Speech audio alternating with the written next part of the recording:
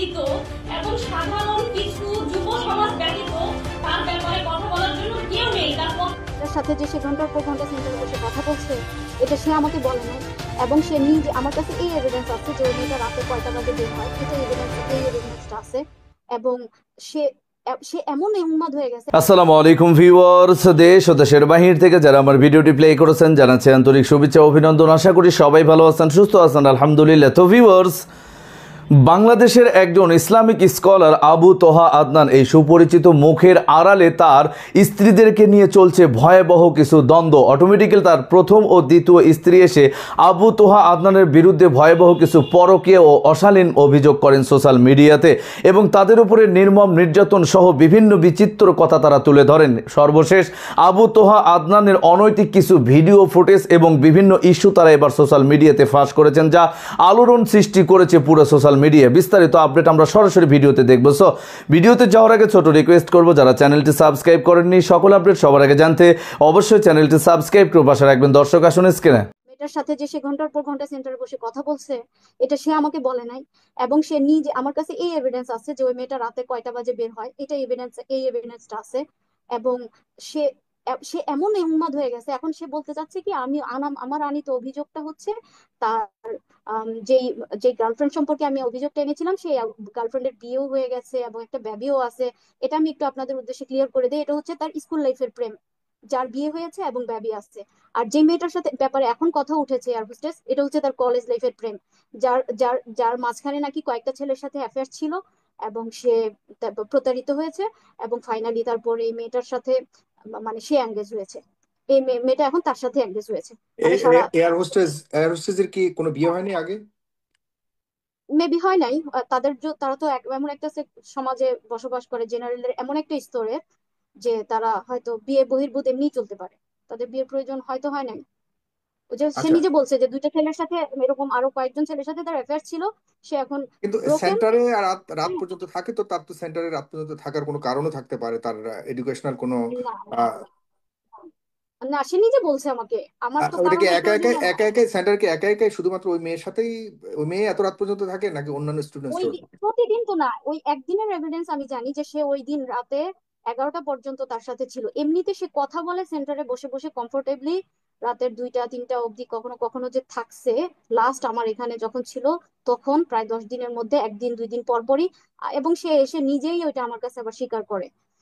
সে আমাকে প্রমাণটা কি আপনার দেয়া। কাছে প্রমাণ আছে? কি ধরনের প্রমাণ, কেউ বলেছে নাকি আপনার কাছে একদম পুরোপুরি সিসি ক্যামেরার ভিডিও আছে? কি জাতীয় প্রমাণ আছে আপনার কাছে, বিশ্বাসযোগ্য মানে ও প্রমাণ যে কি? ওই মেয়েটা যে রাতে কয়টা বাজে বের হয়েছে, ওইটা সিসিটিভি ফুটেজের মধ্যে টাইমটা উঠে আছে না, হুম, হুম, টাইমটা তো হুম। দেখা যাচ্ছে মেয়েটা কয়টা বাজে এমনিতে থাকার কথা কয়টা কয়টা বাজে পর্যন্ত? সে তো ঢুকেছে এখানে স্টুডেন্ট, অফিস সে তো রুমে। এখানে স্টুডেন্ট, এখানে আসে তো সে না সে ইয়ে করে। স্টুডেন্ট না, সে স্টুডেন্ট না, ওই দিনের জন্য তাকে স্টুডেন্ট সাজানো হয়েছে।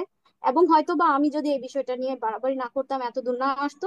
রেগুলার সে এখন আদনান সাহেব এখন মানে কখনো সে ক্লাস করে না, তাকে খুঁজে পাওয়া যায় না, সে যায় না ইন টাইম। কিন্তু ওই দিন তার কি আগ্রহ, কি খুশি, মানে এখন থেকে সে ক্লাস করবে। এসে ওই দিন আমাকে বলতেছে এখন থেকে সে সিরাত ক্লাস করবে, এত ভালো ক্লাস হয় ইত্যাদি। তো রিজন তো আমার সামনে আস্তে আস্তে তারপর সব পরিষ্কারই, যে হয়তো এই বিষয়টা তারপরে সে এভাবে ক্লাস করতো।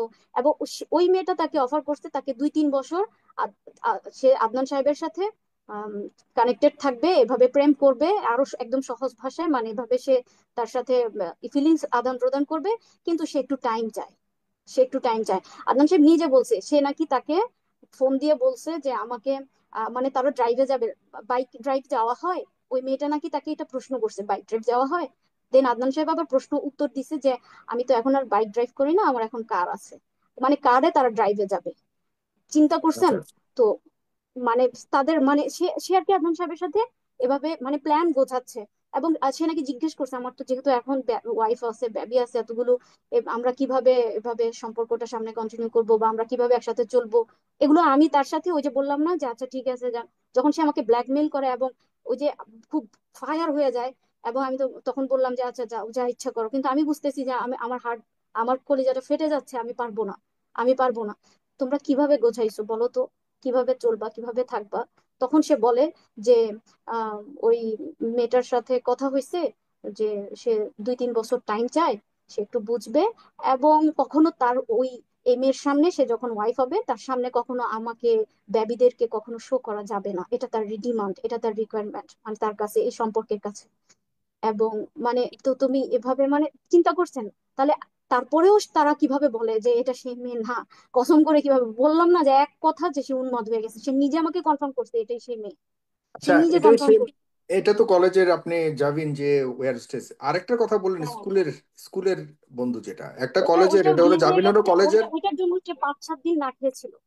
ওই ওই মেয়েটা যে তার স্কুলেরটার লাইফে, জন্য, হ্যাঁ 5-7 দিন সে না খেয়েছিল। সে নিজে এগুলো সব কিছু স্কুলেরটার খবর কি? বর্ণনা দেয়। সে নিজে, তার নাকি বিয়ে হয়ে গেছে, বেবি হয়ে গেছে। এখন সে বলতে চায় যে আমি যার অভিযোগ এনেছি, জারিন জেবিন নামে, সে সে ওই মেয়েটা যার বিয়ে হয়ে গেছে। মানে কি দিয়ে শাক দিয়ে মাছ ঢাকবে, কি দিয়ে কি করবে, সে এক কথায় উন্মাদ হয়ে গেছে, উন্মাদ আচ্ছা হয়ে যাক, গেছে। তাই আমরা স্কুল আর কলেজ পর্যন্ত আসছি, ইউনিভার্সিটি পর্যন্ত এখনো যাইনি। আশা হ্যাঁ, করি সব। ইউনিভার্সিটি লেভেল এবার আসেন, ওই ওই লেভেলেও আছে।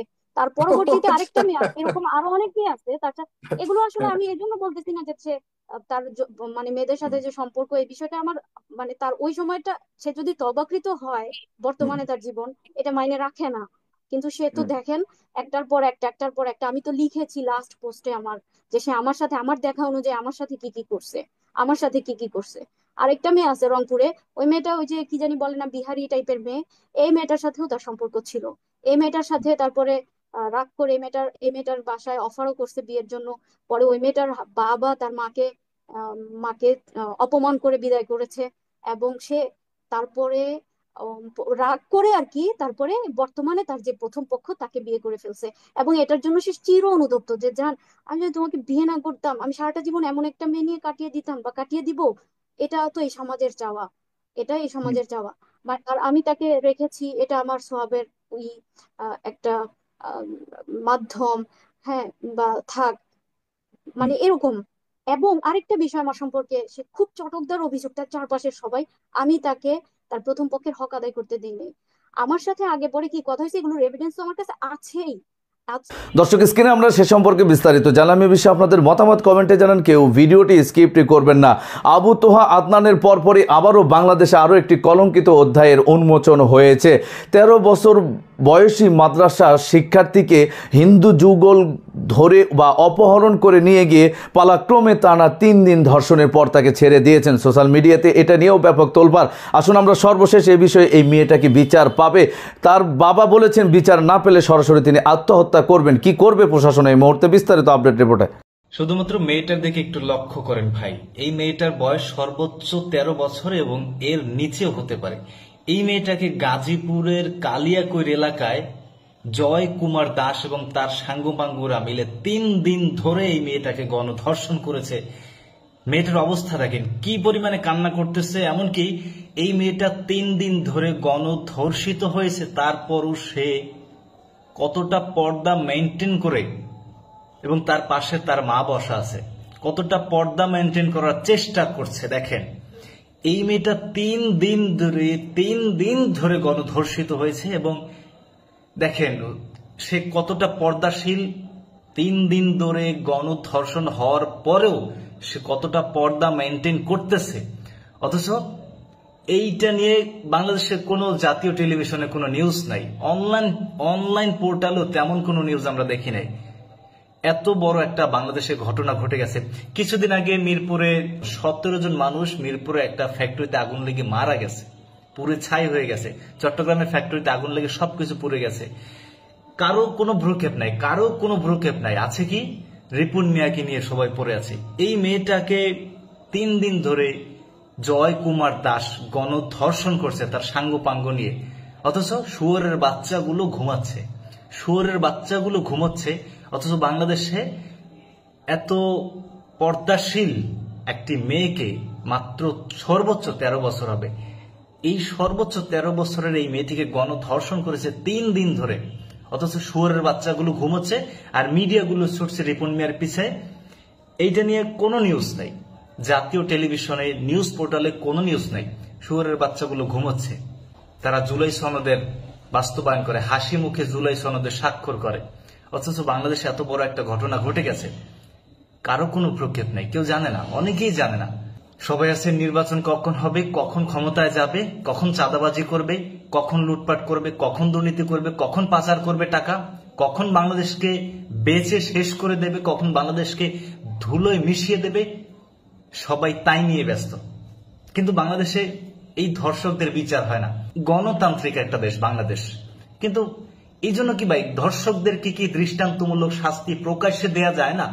বিশ্বের বহু দেশে ইসলামী শাসন প্রতিষ্ঠা নাই, তারাও তো ধর্ষণের বিচার প্রকাশ্যে করে, ধর্ষণের বিচার দৃষ্টান্তমূলক করে, ধর্ষণের বিচার জনসম্মুখে করে।